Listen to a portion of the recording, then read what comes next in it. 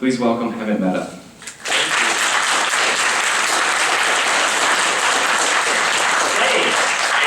Thank you to Sam, and thank you to everyone at AHA for having me here. So you're all here on a Saturday to hear atheists talk about stuff, which is unusual. But that means you care about the stuff. You're passionate about this sort of subject. So here's my first question for everyone here. What is our goal? Why do you come to events like this?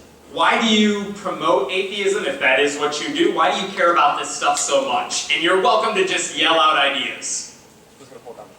Why? Think of the children. What about the children? What is so important about the children? Why do you care about the children so much? Because they're the future. That's true. It is true. They are the future. I was indoctrinated and I hated it. Okay. So you want to break kids of like that childhood indoctrination. I want to save children from the shame and anger that was my religious experience. Fair enough. Save kids from that shame. Yeah. And that's, I'm fortunate enough that I didn't have that experience growing up, but I know plenty of people who have, and that's one of the reasons. They don't want other people to go through the traumatic kind of experiences that they had growing up in a very religious household. Why else do we do all this? To prevent a theocracy, absolutely. We don't want religion getting involved in the government.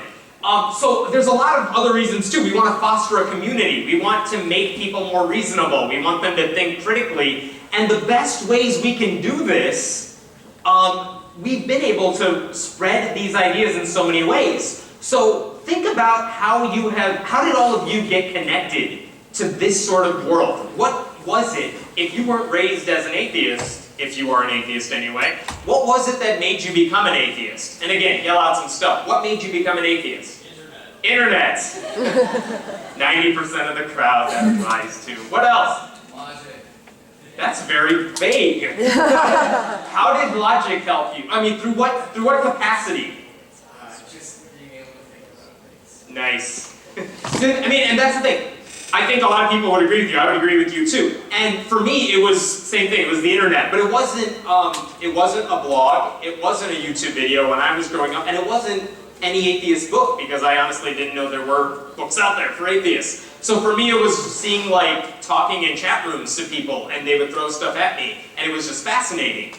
But for a lot of people, I guess if you're in your 20s or 30s, I think a lot of people would say a lot of the best-selling books help them think critically and become an atheist. So a lot of people in their 20s would probably say something like the God delusion. A lot of people who are younger than 20 would tell you a lot of things regarding the internet. So you said the internet. Was it anything specific? Not really. No? Internet in general? So I've heard from a lot of people who have said it was a specific website that helped them, or a specific YouTube channel, or a specific podcast, or some form of online media that helped them think in a way that they never thought about before.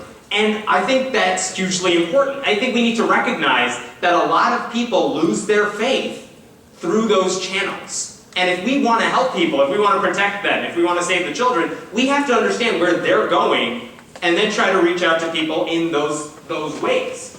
So here's the deal. This talk kind of comes in two parts. One is that there are some people in this crowd who are going to be like professional activists of sorts. Like you are going to make fighting for this sort of issue, whether it's church-state separation, whether it's promoting atheism. Some of you are going to find a way to do that as just a huge part of who you are and what you do. But a lot of people here, you're probably not going to do that. It's a hobby, it's something you're interested in, you're passionate about it, but you have a day job, but you're going to do other stuff in your life. And the question is, how do you mesh those two worlds? And so first, let me talk to the people who don't see this as like their full-time career, which I would think is a lot of people in the crowd, especially those of you who are in college or about to graduate. You're probably heading into fields that don't seem like they directly connect to activism or atheism. But there are ways to merge the two worlds. So let me throw a few fields out there for you that I think have found a way to kind of push critical thinking into that world. And maybe it's not the first thing you would expect. There's a site called Religion News Service. It's a journalism organization. They produce articles about religion and sell them to various newspapers. So the Washington Post, for example, publishes a lot of articles by the Religion News Service. They actually hired a writer to write about atheism, which is crazy. Like, and she writes a lot of stuff about it because there's so much going on in that world. What are atheists thinking about? What do they care about? What are the issues that matter to them? But okay, maybe journalism is a dying field. Maybe you're not going to be able to do that at some point in the future. But that's okay, because even if you're not writing about religion, you can work critical thinking into other ways. Like that guy. Nate Silver is like the Richard Dawkins of the journalism world. Why? Because he took something like politics that people relied on their instincts and their gut feeling, and he applied logic, and he applied numbers and math to it. And it turns out he's really good at it, and he's right a lot of times. There's a great site, it's natesilverawitch.com, and the answer is always yes. But that's the idea. Here's someone whose job is to write about politics and sports, but what does he do? He says, here's what I think is going to happen. Here's my prediction. But this isn't coming out of nowhere. Here's how I know that I'm right. Or at least on probability speaking wise, I'm pretty close to the truth. Here's the numbers I used. Here's where I'm getting the information from. You can examine it yourself. It's not just punditry. It's not just making stuff up. It's applying logic and critical thinking to areas we're not used to seeing it. And that's amazing. That's a great way to do stuff. Medicine is an amazing place where we need doctors and nurses and people who work in the medical industry to know more about issues of science and reason. How many medical issues are there that directly relate to religion? Whether it's faith healing, whether it's blood transfusions, whether it's getting childhood vaccines. All these issues where it turns out not a lot of doctors are willing to be outspoken about what people ought to do, what the science says. It would be great to have more doctors who can push this sort of thinking, not just to their patients, but to the public in general. Because there aren't a lot of people who do that already. You would think doctors who have a huge public forum could do that. But even someone like Dr. Oz, if you ever watch his show, pushes a lot of pseudoscience on his shows. It would be great to have some medical experts who could say, this is wrong and here's why. There are some, but there could be more. What about FFRF? Here's an entire, yes. They employ lawyers who work on church-state separation issues. But okay, maybe that's one organization, and there's only a handful of organizations that directly employ lawyers who work on those issues. But you know what? If you're a lawyer at all, if you have that sort of training, there's so much you could do to promote the sort of thinking that we want to get across. Whether it's, fighting for criminal defense, fighting for people who don't necessarily have a voice, arguing, against the death penalty because it's used so poorly in a lot of cases. Even doing some pro bono work where you can offer good advice, where you can do some of the work in the local areas where maybe people don't necessarily know what they should do if they see something bad going on. We need people in that capacity as well. How about becoming a politician? Barney Frank came out as an atheist after he left office, but it would be great to see how many atheists are in Congress right now, openly. 0. There's not even a single one. There is one person who we speculate is out, but she will not divulge if she's an atheist. So there's 0 atheists in Congress. But you know what? That's a long shot. Not everyone's going to get to be a senator. Not everyone's going to be a representative. But what about running for city council? Because I'm sure any Lori Dan Barker can tell you how many city councils have a lot of religious people on their town as elected officials. What about running for a local school board? Especially in conservative areas where we could use some watchdogs to make sure kids are learning what they ought to be learning. We need people to get used to running for office. Even at a campus where you're running for student body president, we need people, and I'm not saying you should do this because you ought to promote atheism in that office. I'm saying you should do this because we need people who know how to weigh evidence and think critically, and we don't have a lot of those people. And unfortunately, it seems like the people who have the loudest voice in politics tend to be the people who are the least deserving of it, at least it seems to me, a lot of times. How about becoming, even if you're doing something totally different, what if you're an artist? There's a wonderful artist, cartoonist by the name of Jessica Hagee, whose drawings are just sketches on note cards. And yet somehow, she finds a way to push through her own humanism in her cards, no matter what she does. what others can do for you versus how kind you are to them. It takes a second, but it makes you think once you've looked at it. Happy Easter. That's my favorite. By the way, so my day job, I'm a high school math teacher, and you would think, again, a teacher's not going to be there, especially at a public school. You're not going to be there to indoctrinate the kids. I totally agree with you. But math, it seems like if you were going to find a subject where you're spreading critical thinking, where you're fostering those sort of skills, it would be a science teacher, right? Where you're teaching them biology, where you're teaching them chemistry. I teach math. It seems like that couldn't be further away from that sort of field, and I totally disagree, because math is all about teaching logic and critical thinking. Let me throw a question at you that maybe you haven't seen before, because you would never see it on a standardized test, but I think it's a fair question. And I want you to yell out the number answer as soon as you think you know it. Which one is the odd one out?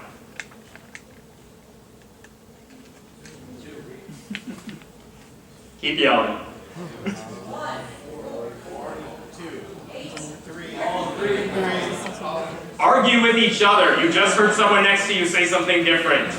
Why are you right and why are they wrong?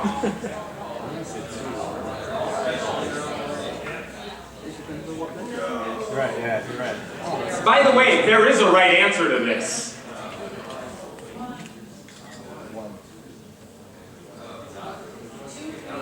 Alright, I'm going to make you raise your hands. How many of you think 1 is the answer? 2, 3, 4, 5. These are pretty evenly distributed. So the answer is 1. Why is the answer 1? Because the one on the far right is really small, 4 is green, 3 is a circle, 2 doesn't have an outline around it, so 1 is weird because there's actually nothing weird about it.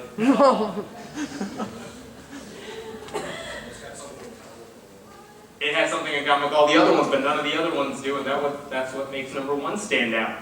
That question, I swear, when you're around a bunch of 14, 15-year-olds, that's a half-hour-long debate, and they get really into it. And they'll argue, and it's awesome to watch them debate this stuff, because they're so convinced they're right. And having those sort of arguments where it's like, no, I don't care what your answer is. Prove to me that you're right, and defend it, and argue it, and have someone else knock you down because they say you're wrong. It's an awesome way to generate discussion. So even in a field like teaching, I have no desire to promote atheism to my students. But I do want them to be able to defend themselves and think and argue about this stuff. And there's no better way to do that in that field either. How many of you were here last night to hear Jamie Kilstein? Now, comedy is an awesome way to do it. I wanted to play a Jamie Kilstein clip, but you heard him yesterday. So let me play something else for you. Here's a comedian named Hari Kondabolu, who's awesome. And he just finds a way to work religion into his act in a way that I'd never thought about before, and I love it. I went bowling the other night and I saw a man pray to his bowling ball. An adult human being, pray to God for bowling help. Please God, please give me this moment of strength. Please Lord, in your name, give me this moment of glory. No, man, God is not going to help you bowl, okay? I think God has more important things to do than help you bowl. But then, I started thinking about how screwed up the world is right now. Maybe God does have time. Because haven't you ever had a long list of things to do for the day, and you only pick the easy things to do first? Maybe that's what God is doing. Alright, so genocide, poverty, war. I'm gonna get that 7-10 split. There you go. You're welcome, Buffalo! Okay, Africa. Sorry again for the delay. Maybe after the Super Bowl. I'm kidding. Of course I'm kidding. God doesn't exist. Surprise! We're adult humans here! That joke was kind of a metaphor for life, wasn't it? It ends with, God doesn't exist, surprise!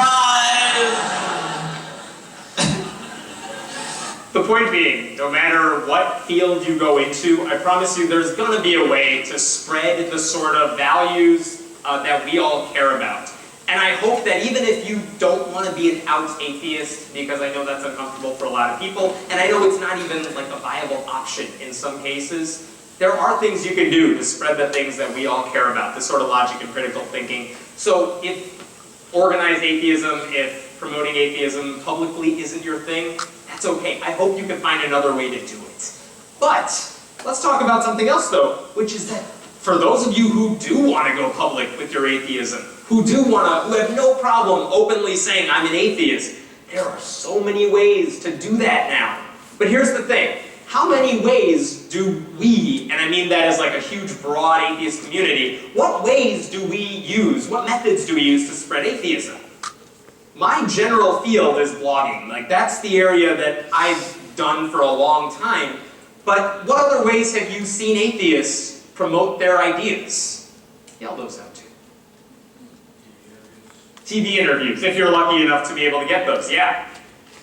Books. News articles. Podcast is huge right now there's so many atheist podcasts out there. It's awesome. YouTube channels is another big one. And those are usually the main places where I hear people talking about atheism, in those kind of venues. But here's the thing, when a lot of us grew up, you could say like, and as I mentioned before, a lot of us became atheists maybe because we read something that someone wrote. You read a Richard Dawkins book, you read Christopher Hitchens, and that got you thinking, and maybe you became an atheist through those channels. If you're a little younger, it might be one of those sort of newer social media channels. Maybe YouTube has been the reason you feel more comfortable as an atheist, which is weird because that wasn't even around, a decade or two ago. And even something like Facebook, where people are they can go on Facebook and change their profile, so it says, like, what are your religious views? Atheist. Or if they want to be quirky about it, I'm a Pastafarian, or whatever they say. There are so many ways for them to be open about it and talk about their views. But here's what I want to say. Whatever's popular right now, I promise you it's not going to be popular a few years from now. My students who are 14, 15, they really don't use Facebook as much as they used to. They're breaking away a little bit from YouTube. They don't listen to podcasts at all, and they think it's weird that people write blogs. Which means that a lot of the ways a lot of us connect with atheism these days won't be the way they're going to do it in the future. And that's really important for us to know, because I know I invest a lot of my time into my blog.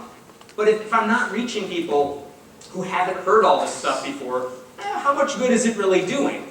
So the thing I want to ask you, and maybe these sound like silly questions, how many of you, raise your hand if you ever use Snapchat?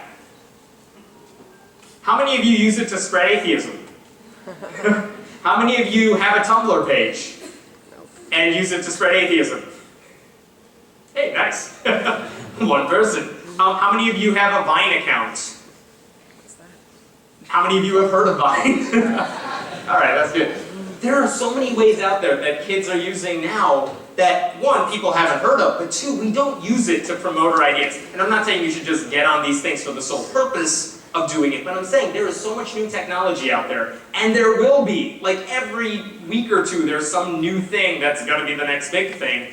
And every time that happens, if you are an activist, if you want to promote your stuff, you should be asking yourself, how can I use that to spread my ideas? Did you hear Facebook bought some virtual reality company for billions of dollars? Oculus something something. I have no idea what they do, but the question we should be asking is, how can I leverage this to promote my ideas? It sounds creepy and crazy, but I'm telling you, I promise you that's what Christians are thinking. So why shouldn't we be thinking about that too? And if we don't adapt to that, our momentum's going to be lost. I wouldn't be saying this if I didn't try doing it myself. So like I said, I've written some stuff. I've written a blog for a long time, but I realized that's one approach. And that approach may work for me in some capacity, but there's a lot of people who will not read my blog. There's a lot of people who won't read.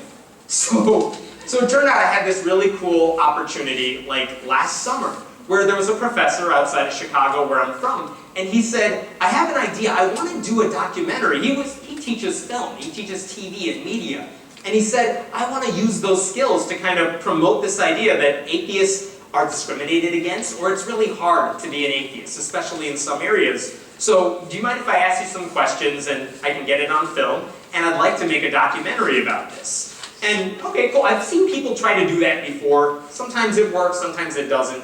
But it's like, okay, cool, you can ask me some questions. So one day he came over and he asked me some questions that are pretty basic. I want to just read you some of these questions.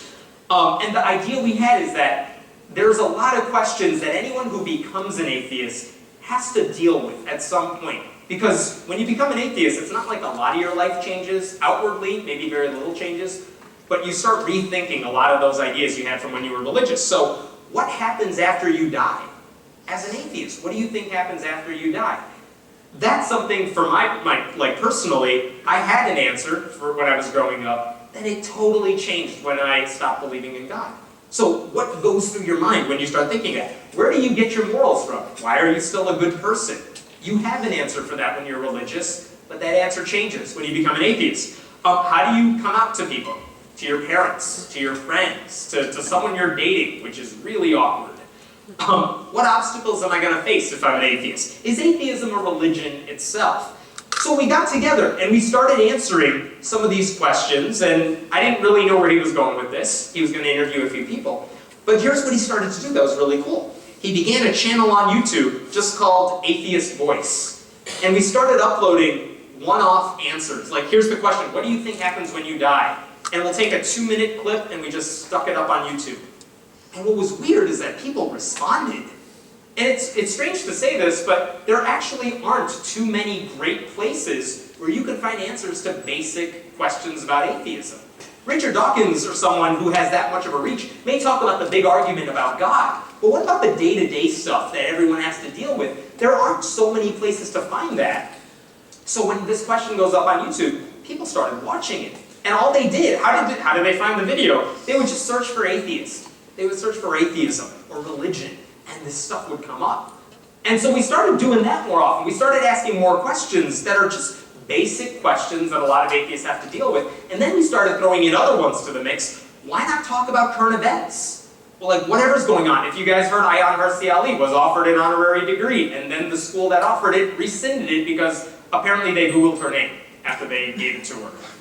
Let's talk about that. What do atheists think about issue X or issue Y? How should atheists deal with Fred Phelps' death, the guy from Westboro Baptist Church? Is there a general consensus? Like, how do you react to that? Or at the very least, how does one atheist react to that?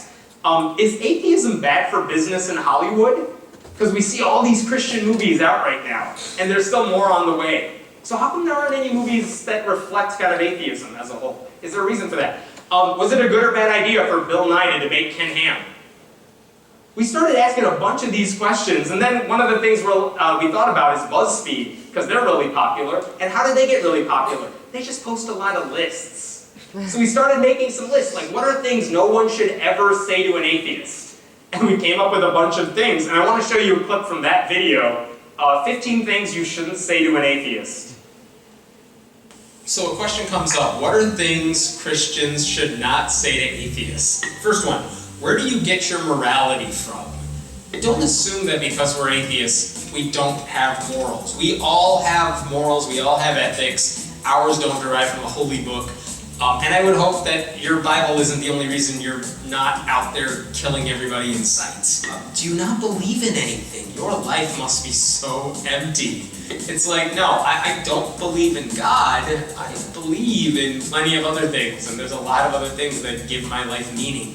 Whether it's friends, family, teaching, the kids I work with on a regular basis, talking about atheism and writing about it, which means a lot to me, and I hope it means a lot to the people watching this or reading the website too. But all the atheists I know have plenty in their life that gives them meaning. Why are you mad at God? Because apparently if I don't believe in God, I must have this deep hatred, and I wake up every morning and I curse the sky. Atheists hate God. Atheists don't believe in God. We also don't hate unicorns. You can't. I'm gonna stop there for a sec, because this goes on for a while. But here's the thing about that. Those videos, which by the way, all I do is show up and this guy turns them into nice videos. But what's weird about this, we've been doing this for like 6-7 months now, and the channel has like 60,000 plus subscribers who see these videos, or at least know about these videos. And a lot of people watch them, and it's not really like it's getting promotion anywhere else. I post them on my website, but I promise you people who read the blog are not watching YouTube as much. It's getting to people because they're searching for basic things like, how do I be an atheist? What happens if I don't believe in God? Those are the things they're searching for. So all I have to do is try to give them an answer that they can find. And the cool thing is, it doesn't matter what venue it is. Whatever venue people are going to, if you can provide that answer for them, you're going to reach people. One of the cool things about this is I get emails now from people who never read anything I do, but they saw a YouTube video and they reached out to me for whatever reason. It's strange. But I promise you, if any of you have ever used Twitter, or you've used Facebook, or you've used any sort of venue to talk about your religious beliefs or lack thereof, how many of you have done that before? Keep your hands raised if you've ever gotten a message from somebody who just said, thank you for doing that. There's a lot of hands still raised up. It happens. As long as you put it out there, I promise you, it will reach people. And you have no idea how that's going to happen. You're like, who's watching this video? Who's listening to my podcast? Who's doing any of this stuff? There are people it will reach, as long as you are in the spaces where they are going to look. So my hope for you guys, and I'll talk about that too, my hope is that you can branch out into these new venues. And by the way, one of the cool things about the Atheist Voice videos is it actually doesn't take a lot of time to do. We meet like an hour, and a lot of the stuff we talk about is stuff I've written about on my site already. It's stuff I've been thinking about for a while. A lot of the questions you just saw up there, I'm sure a lot of you have been thinking about for a long time, and you have answers for. So it's not like you have to reinvent the wheel every time. Like, recycle the stuff that you've already talked about and said. So what's really neat, and you can also have fun with the media venue in general. One of the fun things we did, we made 2 videos when the Super Bowl was going on about why the Bible says the Seattle Seahawks are going to win the Super Bowl, and why the Bible says whoever the other team was going to win the Super Bowl.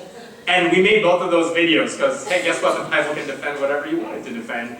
And as soon as the game looked to be put away, we uploaded the right video. And they're like, how did you know? It's like, no, that's the point. So here's the thing.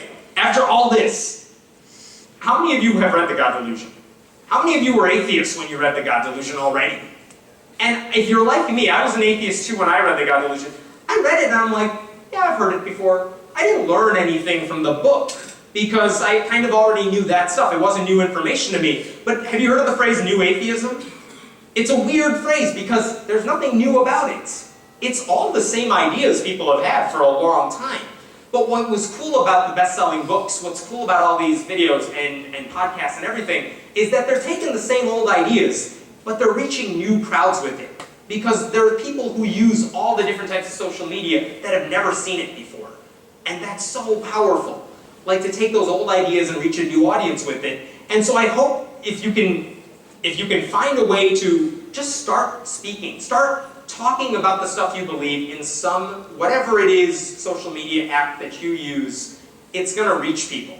And the cool part is if you start doing it in one venue, it'll translate to another. If you've ever written a blog post, that is fodder for many, many tweets down the road. And you could say basically the same thing. If you make a YouTube video, you could make a transcript of it and turn that into a blog post. If you are a photographer, you can go on Instagram and start posting things that really make people think. If you speak a different language, you could translate stuff that you've seen in other places, and that would be powerful. Let's not forget there's a lot of social media out there that we don't use because we're Americans, and other countries use a lot of it. So the last thing I want to leave you with is, let me give you a few tips if you are trying a different type of media, because it is important. One is, don't get frustrated if it doesn't seem like you're reaching anybody right away. I've been writing stuff for like 7 years now, and I think for the first 3, the number of people who were reading it or commenting on it is relatively low. And then it started picking up from there. Anyone who starts any form of YouTube videos, or you make a podcast, it's like, well, no one's watching this, or like the view count is like 10. But if you keep at it, I promise you it's always going to go up. It's mathematically always going to go up, but it's going to go up. And it's so weird how many people will find you because they're searching for things about atheists and atheism. They want to learn more about it. If you can help it, don't do it half-assed. And here's what I mean by that. If you're writing on Twitter, try to use complete sentences, because I promise you that'll go further. If you're making a video, get a good camera. If you're doing a podcast, get a quality microphone. But you know what? If you don't have the money, which is a legitimate thing, if you don't have the money to pay for that stuff, who cares? It totally doesn't matter. I've seen so many people on YouTube now whose entire technical know-how is they take a camera, point it at themselves, and talk. And guess what? That's just as powerful. It really does impact a lot of people. How many of you have seen this before? A lot. That's Matt Dillahunty for the Atheist Experience. It's a public access talk show in Texas. It looks like crap. I love Matt. If you watch the thing, you're like, this looks like a public access TV show. That's the reaction you have. But their videos on YouTube are everywhere, because you know why? Because it doesn't matter what it looks like. You just want to listen to them talk and respond to people who are calling in. That's the power there. It doesn't matter how it looks. It gets across anyway. Like I said, embrace new technologies. And what's really cool, if any of you have used Google Plus or the Google Hangouts, I thought that was a dumb idea. Like, who's going to have meetings on Google? But there have been a bunch of people, like Freethought Blogs is a whole conglomerate of websites. They run entire conferences on webcam, which is awesome. Does anyone remember listening to this guy a long time ago? The Infidel Guy. This is a guy I started listening to when I first became an atheist, because it was a popular podcast. He doesn't do it anymore. But it was just a dude who had a microphone, and he found a way to record it. And he interviewed a lot of really cool people. And now, if you've ever listened to something like The Thinking Atheist, the guy who does that, fantastic. He has a professional setup. It sounds so cool. I didn't realize Twitter could be a way to spread atheism. But when this debate was going on with Ken Ham and Bill Nye, what was really cool is I was having discussions in real time with people who were watching the live stream of this event. And you had Christians and atheists debating each other on Twitter. And the favorite part is, how do you tell who's who? How do you tell which ones are on the Ken Ham side, who's on the Bill Nye side? The atheists were all using this hashtag, which was great. And what's really cool is you could promote so many cool ideas on Twitter, and I never thought it could be used for that purpose. So, I don't know, cancel Ken Ham. Let's trend that. Why doesn't that ever happen? And the last one, and anyone who's used any form of social media, be prepared for the backlash. No one's ever going to like anything you do ever, but it turns out a lot of people are going to like it. But you will always get feedback. You're always going to get nasty feedback. What I think is really neat is, especially for younger people, they're really used to getting nasty comments on their blogs or comments on a YouTube page or nasty emails. It comes with the territory now. But what's really cool, on YouTube, I got more of this than I usually get on my blog. On YouTube, they love to comment about how I look and stuff like that. And I try not to read that stuff. Thankfully, I have my wife to read them for me and then retell me everything that all these people are saying. They commented on this part of your body today. Because she finds it amusing. But you know what? There are ways of dealing with the backlash too. Because you can shut off the comments if you don't like them. Or you don't have to respond to them, or you can block them. There are ways to deal with it. But a lot of people seem like, oh, I don't want people to criticize me, so I don't want to try it. Please don't let that be the reason you don't do it, because there are ways to not have to deal with the nasty criticism.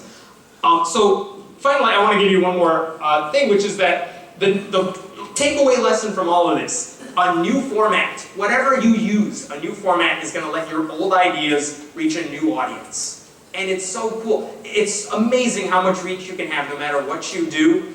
And the cool part is a lot of you have been thinking about this stuff your entire life. You know how you would talk. You know if there was a debate, if there was a religious person in front of you trying to debate with you, you know exactly what you would say to them. So go ahead and say it, even if no one's debating you. And it doesn't matter what you use, just try something. Get it out there so that someone will find it in the future. And the cool part is, you don't have to keep doing it from scratch every single time, and I'll give you one example of that. My friend Greta Christina wrote this really cool blog post like 7 years ago, about why she's an angry atheist. Because religion really makes her upset, as is the case with a lot of us. So she wrote this blog post, and it went really viral. But going really viral on a blog, that reaches one type of audience. So she was thinking, how do I reach more people with this thing that's clearly touched a nerve? She turned it into a book. Why are atheists so angry? And then beyond that, she's given talks where she talks about this stuff, and those talks are on YouTube, and that reaches a whole new mass of people. But it's the same information, but using it and spreading it in a whole bunch of different ways, which I think is the powerful part here. And by the way, I've tried to do this too, which is that I actually ended up compiling a bunch of my blog posts into a book a while ago. And the first thought that went through my head is, first of all, why would people pay for something that they can already get for free on my website? That doesn't make any sense to me, and I thought that was silly. But you know what, if you compile blog posts that have been written about politics and religion and LGBT issues, I didn't think that would go anywhere, but it was a different medium. Again, there are people who read books and like reading it on their Kindle, but they would never read it on the blog. And it turns out, again, it struck a nerve with at least a number of people who have bought this book. I didn't think anyone would get it, but again, a new medium. And it reached people that never would read the site otherwise, so that's awesome. So, I will stop there. Again, the whole point I want to leave you with is, if you don't spread your atheism already, and you don't have any desire to, that's okay. Do whatever it is your career is. Do your job. But there are ways to promote critical thinking and those ideas. But if you do want to spread atheism, if you do want to spread critical thinking and logic, just try any form of media you can get your hands on, and whenever a new one comes out, see if there's a way you could promote it on there. The coolest thing I've seen, people will send me links for my blog, and they're like, have you seen what this person did with their billboard? Have you seen what this person did on YouTube? And it's so cool to see the creativity that people use to promote these ideas. And it's not like it's different ideas. It's not like we haven't heard this before. But they're so amazing about how they spread it with their music or their artwork or something. And so I would encourage all of you, especially those of you who are activists of some sort, try to do that. So I will leave it there. Questions, I will be happy to answer them. And thank you to AJ.